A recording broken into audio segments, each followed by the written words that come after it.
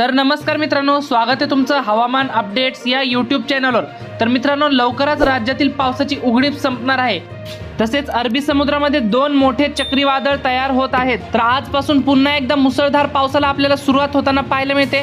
तर जाणून घेऊयात सविस्तर अंदाज याच व्हिडिओच्या माध्यमातून आजच्या दरम्यान राज्यातील कोणत्या भागात पुन्हा एकदा पावसाला सुरुवात होणार आहे याविषयी। पण तत्पूर्वी मित्रांनो, तुम्हाला विनंती, तुम्ही व्हिडिओ पाहतायत परंतु आपल्या चॅनलला काही सबस्क्राइब करत नाहीत, त्यामुळे आत्ताच चॅनलला सबस्क्राइब करून घ्या व व्हिडिओला एक लाईक देखील नक्की करून घ्या।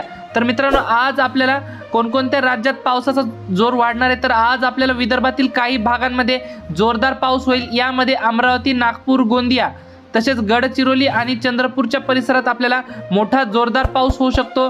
मात्र अकोला, अमरावतीचा काही भाग, बुलढाणा, वर्धा, यवतमाळ, वर्धा या भागामध्ये आपल्याला त्यासोबतच मराठवाड्यातील छत्रपती संभाजीनगर, जालना, हिंगोली, परभणी, नांदेड, बीड, लातूर, धाराशिवच्या परिसरामध्ये आपल्याला ढगाळ वातावरणासह हलका ते मध्यम स्वरूपाचा पाऊस आपल्याला आज काही भागात झालेला पाहायला मिळेल।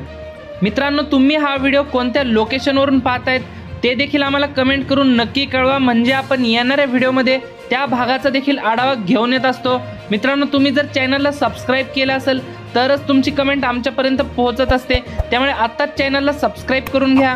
मित्रांनो, तसेच उत्तर महाराष्ट्राचा विचार केला तर उत्तर महाराष्ट्रातील आजपासून देखील पुढील 2 ते 3 दिवस आपल्याला पावसाला पोषक वातावरण तयार होईल।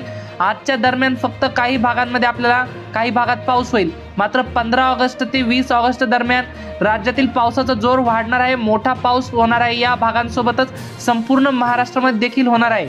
तसेच मित्रांनो, कोकणात जर पाहिलं तर कोकणामध्ये ढगाळ वातावरणासह हलका ते मध्यम स्वरूपाचा पाऊस मुंबई, ठाणे, पालघर, रत्नागिरी, रायगड, सिंधुदुर्ग, राजापूर, सावंतवाडी, कल्याण, डोंबिवली आणि वसई विरारच्या सर्वत्र परिसरामध्ये आपल्याला आजच्या दरम्यान होऊ शकतो। तर मध्य महाराष्ट्रातील सांगली, सातारा, कोल्हापूर, पंढरपूर आणि अहमदनगरच्या सर्वत्र परिसरामध्ये आज रात्रीपर्यंत हलक्या स्वरूपाचा पाऊस झालेला पाहायला मिळेल।